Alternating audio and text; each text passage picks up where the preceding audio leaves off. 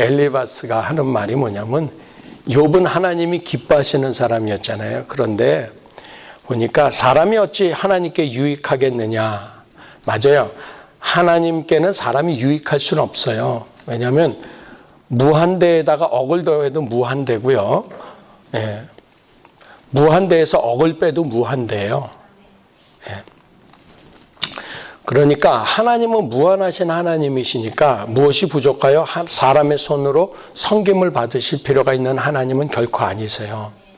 그런데 그 하나님이요, 오늘 우리가 읽은 스바냐서 3장 17절의 말씀처럼요, 너의 하나님 여호와가 너의 가운데, 여기서 너는 백성을 말하고 있어요.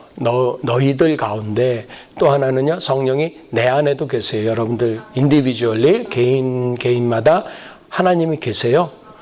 그래서 너의 하나님 여호와가 너의 가운데 계시니 그는 구원을 베푸실 전능자시라는 거예요. 구원이라는 건 도우시고 살려주신다라는 것이거든요. 너의 하나님 여호와가 너의 가운데 계시니 그는 구원을 베푸실 전능자시라는 거예요. 근데 그가 너로 인하여 기쁨을 이기지 못하신다. 기쁨이 하나님을 이겨버렸어요. 왜냐하면 하나님은 나를 도우시기를 기뻐하시는 거예요. 그래서 이 아이가 살았다라는 그것 때문에 기뻐하시는 거예요. 그래서 하나님은 회개할 것 없는 의인 99보다 죄인 하나가 회개하는 것 때문에 그 기쁨을 이기시지 못한다라는 거예요. 그러면 우리는 의롭지 않잖아요. 그죠? 근데 오늘 이 대만 사람 엘리바스는 말실수하고 있죠. 하나님이 네가 의로운들 어찌 전능자에게 무슨 기쁨이 되겠느냐. 아니죠. 죄인 하나가 회개를 해도 하나님은 보좌에서 일어나셔서 그 기쁨을 이기지 못하시고 우리를 사랑하시는데 잠잠히 사랑하시며 호들갑 떨지 아니하신다. 사랑이 너무 크면은요, 사랑이 너무 기쁘면은요, 쉽게 표현할게요. 내가 준비한 선물이 기가 막히면은요, 미사여구가 필요 없어요. 내가 준비한 것이 보잘것 없을수록 변명이 많아요. 내가 준비한 음식이 보잘것 없을수록 여자들은 알죠. 변명이 많잖아요. 그죠? 내가 음식을 망쳤어. 그런데 시장에서는 싱싱한 거 사와놓고서 안 좋았다고 변명을 할 수뿐이 없죠. 왜? 음식이 지금 버려놨기 때문에. 그런 것처럼 확실한 진수성찬을 차려놨으면요, 설명 안 해요. 와보라는 거예요. 일단 와보라는 거죠. 먹어보라는 거죠. 네. 그 다음에 하나님이 에덴 동산을 만드신 다음에 설명 안 하셨어요. 그냥 다스리고 지켜 그러면서 툭 던지시고 가시는 거예요. 놀래보라는 거죠. 그 하나님은 우리를 사랑하시는데 잠잠히 나를 사랑하시는 거예요. 그리고 그가 너로 인하여 그 기쁨을 이기지 못하실 만큼 그 기쁨이 하나님을 이기시는 나를 향하신 사랑이 잠잠하세요.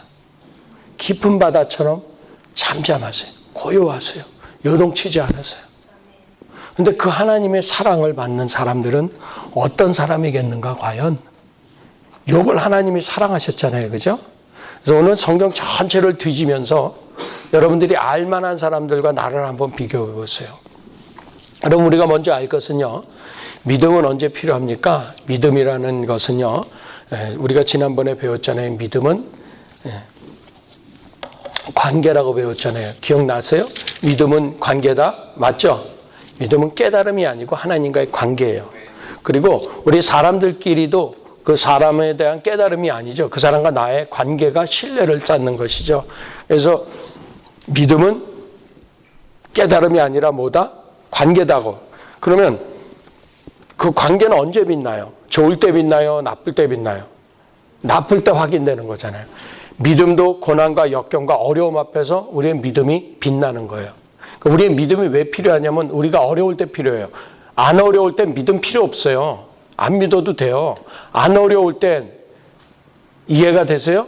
여러분들 앞에 문제가 없을 때는 믿음을 사용할 일이 없잖아요. 그냥 누리면 되잖아요. 우리 앞에 언제 믿음이 필요하냐? 어렵고 힘들고 고난과 역경 앞에서 우리는 믿음이 필요한 거라는 거예요. 근데 하나님은 왜 우리에게 믿음을 주셨냐면은 믿음으로 말미암아 죄인이 의인됐다라는 그거 하나만 가지고도 하나님은 죄인의 회개를 기뻐하신다 그랬거든요. 그러니까 오늘 하나님 앞에 하나님 기뻐하시는 사람으로서 욥처럼 믿음은 고난과 역경이 빛나게 하니까 반대로 오늘은 어떻게 깨닫느냐면 고난과 역경이라는 건 뭐예요? 내게 뭐가 있는 걸까요? 목마름이라는 게 있겠죠. 상실감이라는 게 있는 거겠죠. 그러면 오늘 역으로 그 목마름과 상실감, 그 역경 가운데, 아픔 가운데, 상처 가운데 여러분들에게 있는 어떤 목마름에 가득한 사람이 예배로 체험받을 수 있어요. 여러분이 믿음이 필요 없는 순간에는요, 예배에는 체험은 없어요. 여러분이 기쁘게 와서 하나님께 예배 드릴 때는요, 기쁠 수는 있어요.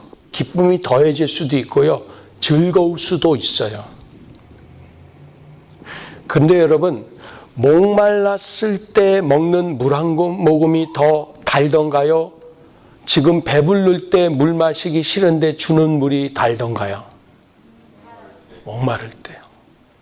여러분이 시장할 때 배가 고팠을 때 한 5끼 정도 굶은 다음에 주는 빵 한 조각이 맛있던가요? 밥 먹고 나가지고 배가 부른데 주는 비싼 디저트가 맛있던가요? 마른 빵 한 조각이 배고픈 때 먹는 게 낫죠. 여러분, 우리는 고난과 역경 가운데 왜 믿음이 필요한가와 고난과 역경 가운데 그 믿음이 무엇이냐면은 고난과 역경 가운데 하나님을 통해서 갈급함을 체험받는 통로가 믿음이라는 거예요. 오늘 그 입장에서 우리가 믿음을 살펴봤으면 좋겠어요. 그래서 오늘 제가 말씀드리는 사람들의 공통점을 한번 여러분 누려보세요. 욥이 하나님의 자랑이 됐었어요. 그죠? 하나님의 자랑이 됐었어요. 그런데 하나님의 자랑됐던 사람들을 들으라 그러면 성경에서는 첫 번째 사람이 나오는데 아벨이었어요. 아벨은 제사를 올바르게 드리고 하나님은 제사를 연락하셨다, 받으셨다 그랬어요.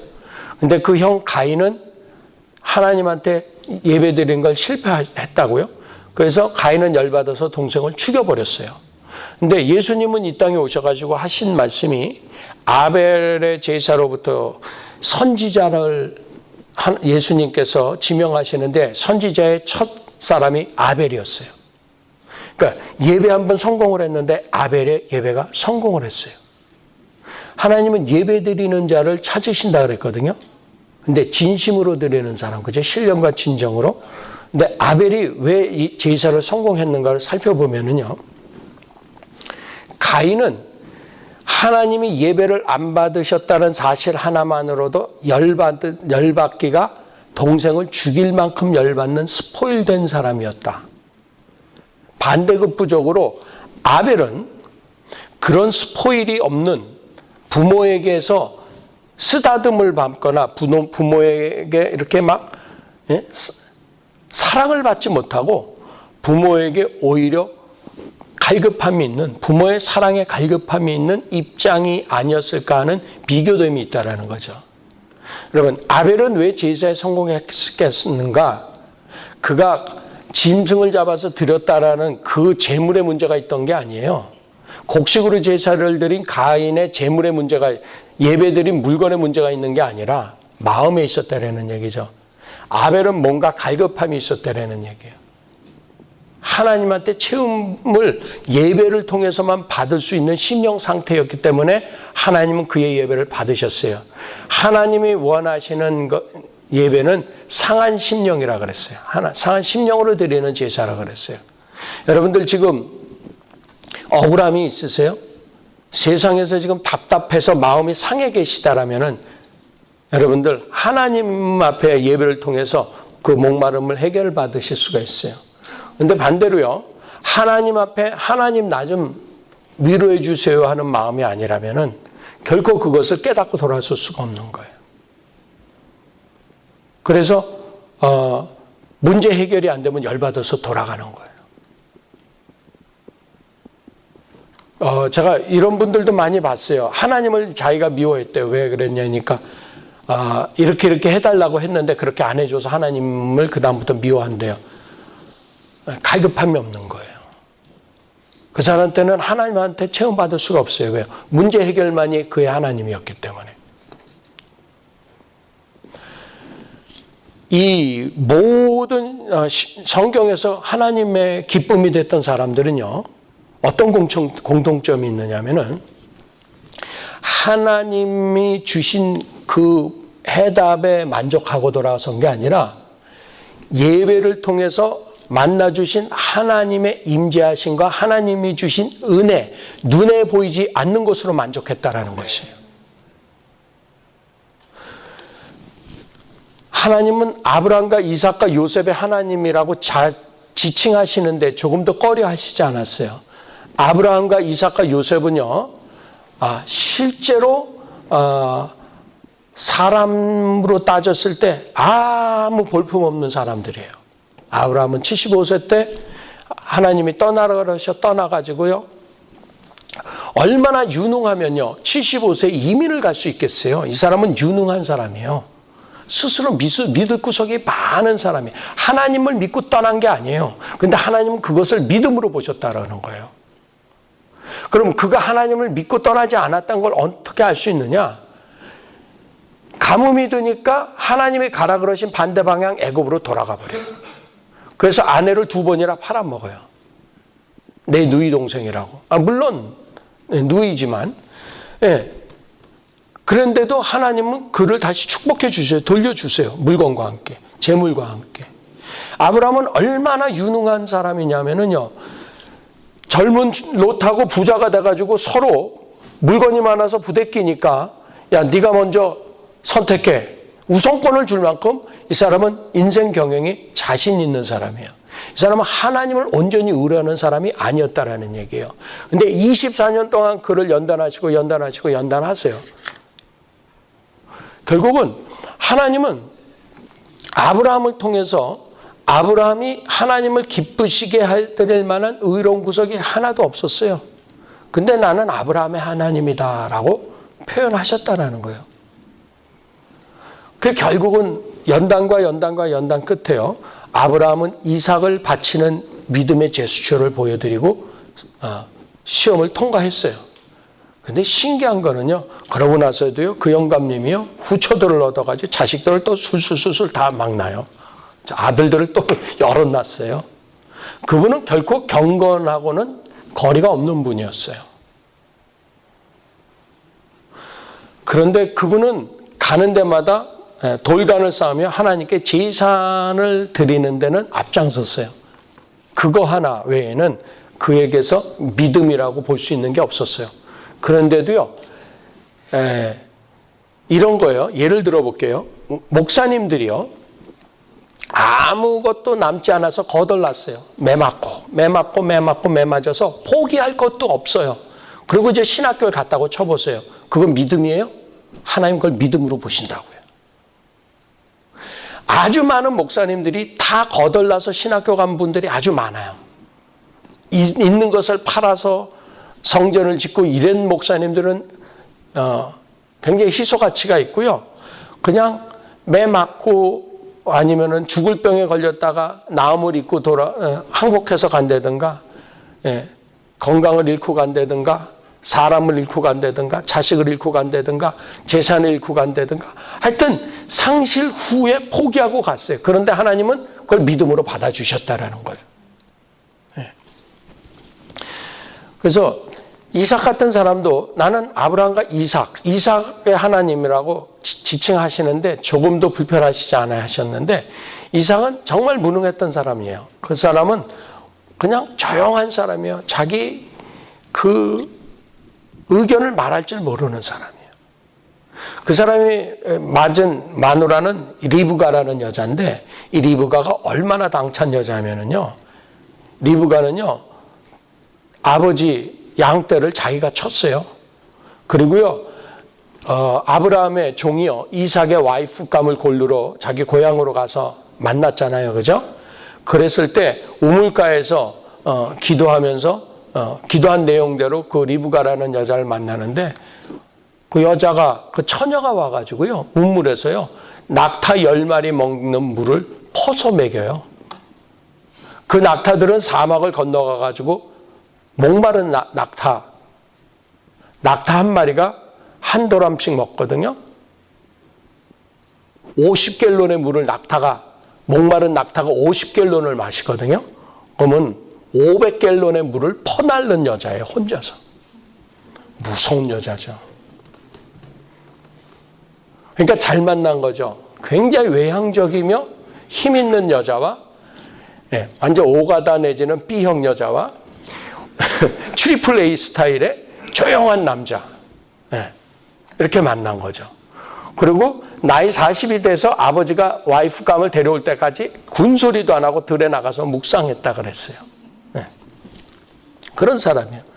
우물을 팠는데 우물 내놔 그러면 가지시오. 그리고 또 딴 데 가서 우물 파고 또 내놔 그러면 또 가지시오. 또 파면 또. 그런데 하나님은 그의 하나님이라 그러시는 거예요. 이삭은 믿음을 보여준 적이 한 번도 없어요. 이삭이 아이들을 낳을 때 쌍둥이가 배에서 나오는데, 리브가라는 와이프를 통해서 에서와 야곱이 나오는데 믿음이 없어요.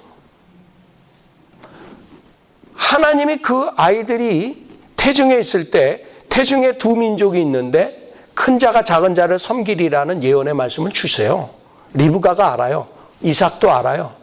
하나님의 말씀이 이루어지는 것을 믿어야 될 거 아니에요. 근데 죽을 때가 다 돼서 노인네가 돼가지고 우리 이삭이 하는 짓이 뭔지 아세요? 야, 내가 죽을 때가 다 됐으니까 내가 좋아하는 별미 중 나가서 사냥에다가 좀 가져와라. 물론 전도서에 보면은 먹는 것보다 좋은 게 없다 그랬으니까 뭐 식도락 이해는 가는데, 보세요.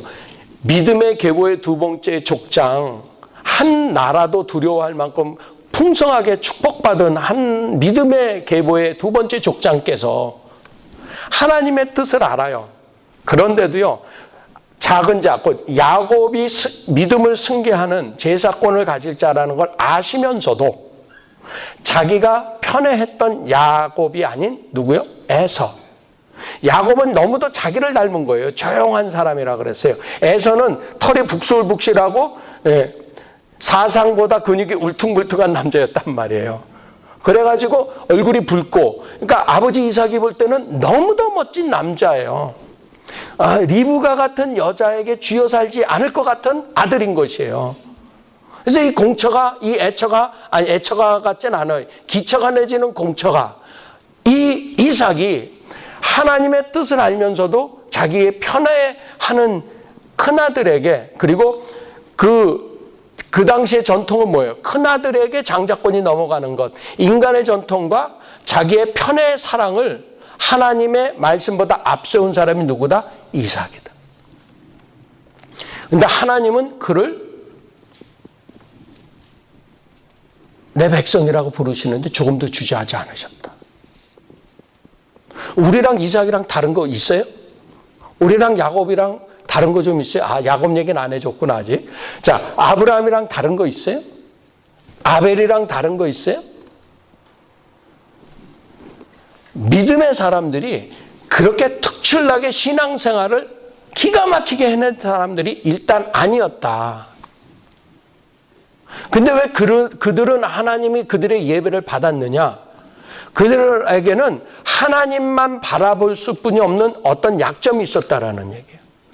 그 약점을 가지고 하나님을 찾는 출구, 통로로 사용하면 예배에 성공한다라는 거예요. 심지어는 저와 여러분이 어떤 큰 죄를 졌을 때 그 죄진 것을 하나님을 만나는 기회 삼으시면 돼요. 눈물로 회개하는 거예요. 나는 정말 볼품없는 죄인입니다. 죄가 내 안에 가득합니다. 죄가 나를 다스리고 있습니다. 그래서 시편 기자 다윗이 고백하는 거예요. 죄가 나를 이겼사오니, 이렇게 고백하는 거예요. 하나님한테 그 죄가가 항상 내 앞에 있고 내가 하나님께만 범죄했고 내가 아버지 앞에서만 범죄했다라고 시편 51편을 통해서 밧세바와 원나잇 스탠드라는 그 죄를 짓고 나서 고백하고서 회개한 다윗의 고백이 시편 51편이에요. 내가 주께만 범죄하여 내 죄가 항상 내 앞에 있나이다.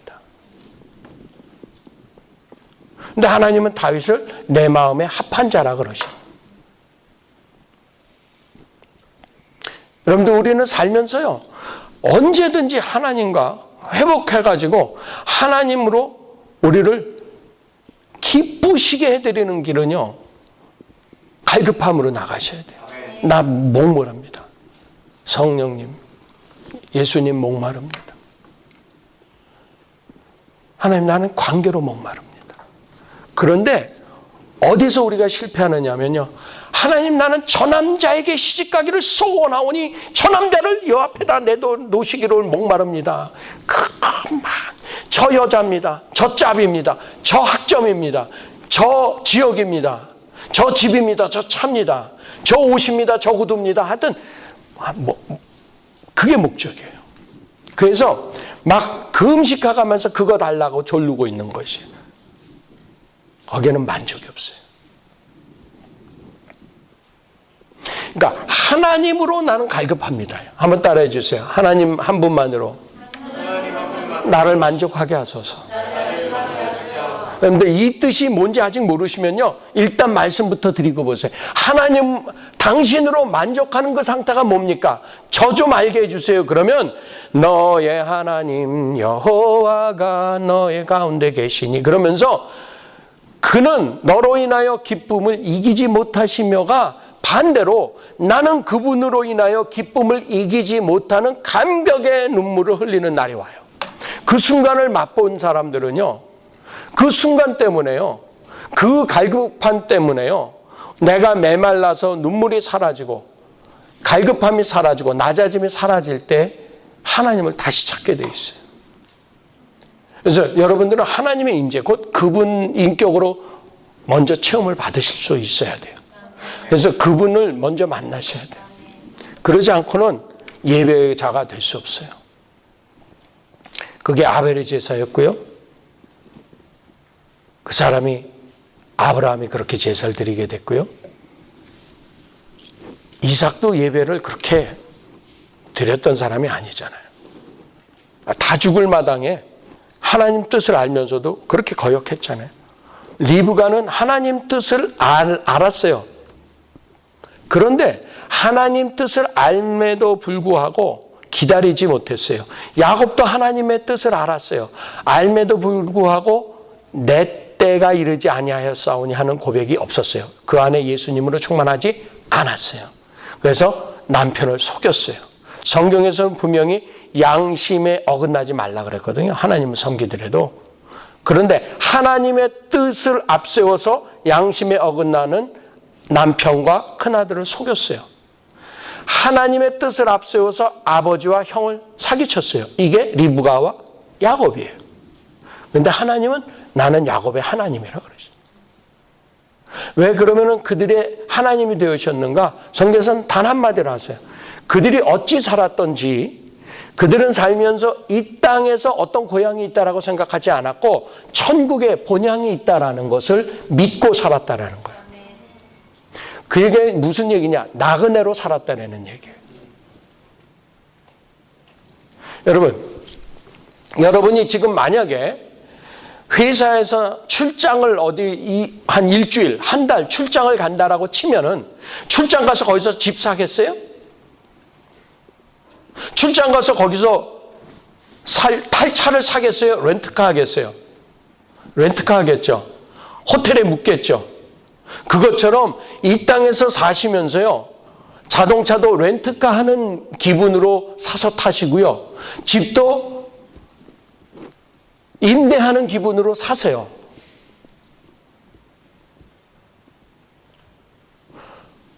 옷도 그러겠죠. 저는 불행하게도 뉴욕에 갔을 때 자동차 큰 트렁크로 꽉꽉 눌러서 옷을 선물로 받은 게 있어가지고 입던 옷이긴 했지만, 그래가지고 그냥 옷장이 꽉 찼어요. 갑자기 어느 날 갑자기 한꺼번에 꽉 찬 적이 있는데, 그게 아직도 짐이에요. 그걸 저는 뉴욕에서 여기 오면서 반은 거기서 나눠주고 왔거든요. 고급 옷들이니까. 한두 번 입던 옷이라도. 그런데도 아직도 차고 넘쳐요. 아주 미치겠어요. 왜냐하면 단촐한 게, 짐 없는 게 얼마나 간편한지 저는 알잖아요. 저는 여행을 많이 다녀봐서, 선교 여행을 다녀봐서. 그런 것처럼 여러분이 나그네로 이 땅에 사는 동안에 인생을 정리하셔가지고 담보찜으로 사실 수 있도록 정리 한번 해보세요. 관계를 그렇게 조촐하게 하시고요. 경제적으로 모든 것에 있어서 조촐하게 만드세요. 그게 여러분들이요, 하나님을 기쁘시게 하는 거예요. 네. 다윗이나 솔로몬이나 그의 아들 르호보암이나 다 실패했던 사람들이거든요. 다윗은 하나님 앞에 범죄했어요. 그래서 그에게는 갈급함이 있었어요. 왜요? 그 사람이 하나님 앞에 범죄하기 이전에 어떤 갈급함이 있었는가? 부모님에게 버림받았고요. 형제들이 그를 버렸어요. 왕으로 기름 붓는다 그랬는데 아들이 8이나 있었어요. 그 집에 2세 아들들이. 7번째까지 다 보여준다며요. 이게 다냐? 하나님이 자꾸 아니라 그러니까. 그래서 사무엘 선지자가 이게 다냐 했더니 말자가 하나 있는데 걔는 양치입니다. 그게 아버지가 할 일은 아니잖아요.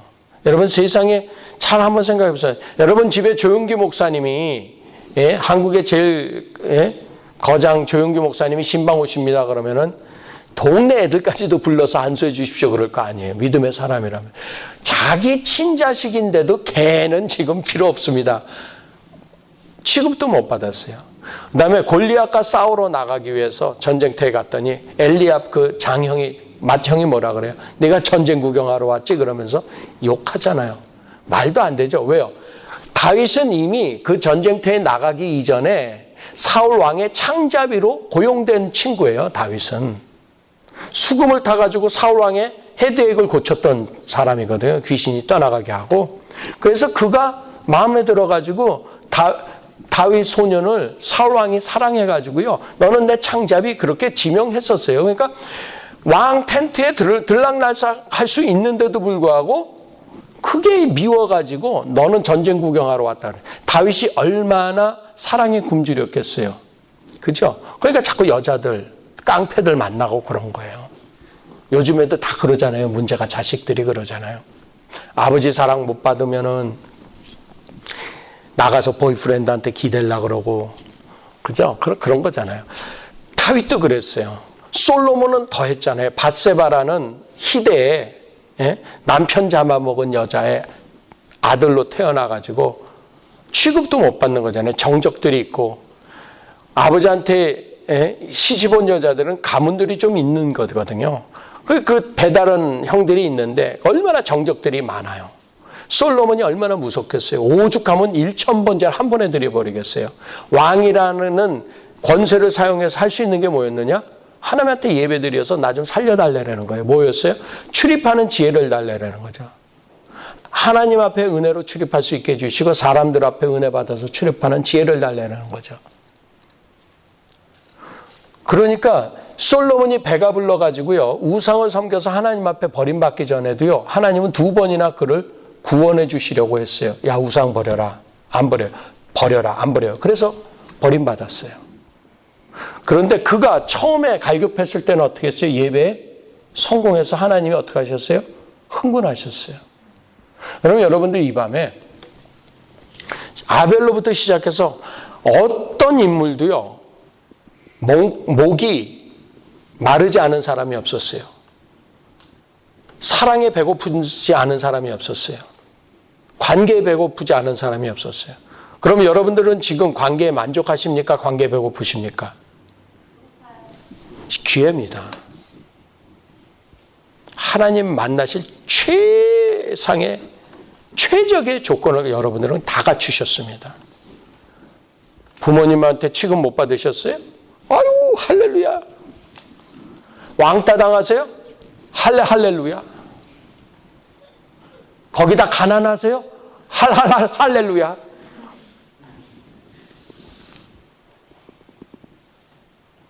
거기다가 건강도 안 좋으세요? 너무 할렐루야죠. 사도 바울이요. 그래서 내 연약함이 클수록 내게서 주의 능력이 나타나겠다는 거예요. 그러니까 여러분의 연약함을 다른 걸로 채우기 위해서 기도하지 마시고, 주님 나는 외롭습니다. 주님 나는 가난합니다. 주님 나는 건강하지 않습니다. 주님 나는 이런 습관적인 죄가 있습니다. 이런 거 다 있어도 상관없습니다. 나 주님으로 만족하는 그게 뭔지 알고 싶습니다. 오늘 이 밤에 난 주님 만나겠다라고 말씀을 하세요. 주님으로 내가 만족하고 싶다라고 오늘 말씀을 하세요. 그래서 오늘 말씀 마치면서요, 여러분들 이거 아셔야 돼요. 이 공통점은 상한 심령인 것을 아셔가지고요, 목마름을 가지세요. 따라하십니다. 실력은 기초에서 나온다. 그러면 오늘 배운 우리의 믿음의 기초는 무엇이 되어야 하는가? 갈증이어야 돼요. 외로움이어야 돼요. 억울함이어야 돼요. 두려움이면 돼요. 괜찮아요. 죄 지은 두려움이 있으세요? 세상으로부터의 무서움이 있으세요? 외로우세요? 억울하세요? 힘이 없으세요? 방법이 없으세요? 기회예요. 믿음을 사용하세요. 그거를 이길 수 있는 유일한 기회예요. 정말 아멘? 그래서 오늘 내 인생의 출입을 하나님께 맡기시기 위해서 5가지를 하십시오. 바라보세요. 두 번째는 힘써 아세요. 바라보는 거는 예배예요. 주님을 바라보러 오세요. 보이지 않는 하나님을 어떻게 바라봐요? 갈급함과 믿음으로. 두 번째, 힘쓰세요. 힘써 아셔야 돼요. 뭘로 아실까요? 말씀으로. 그리고 구하세요. 오늘 말씀 받았잖아요. 그리고 구하세요. 오늘 여러분들 주님 바라보시기 위해서 예배 오셨어요. 말씀을 알기 위해서 힘쓰셨어요. 들으셨어요. 이제는 구하세요. 기도해요. 아멘. 그리고 집에 그냥 가지 마세요. 동행하세요. 모시고 가라는 말씀이에요. 예배 끝나고 기도 끝났으니까 주님 내일 모레면 또 뵙겠네요. 그러면서 가지 말라고요. 어떻게 하세요? 동행하세요. 마지막으로 5번째는요. 그래서 그분을 말하세요. 자원하시라고. 자원하는 심령 따라하십니다. 바라보기, 힘쓰기, 구하기, 동행하기. 그 다음 뭐예요? 말하기. 자원하기. 자원해야죠. 자원해서 말을 해야죠. 그죠? 자원하세요. 이 시간에 한번 주님 앞에 여러분들 기도하는 시간을 갖고 마치려고 합니다.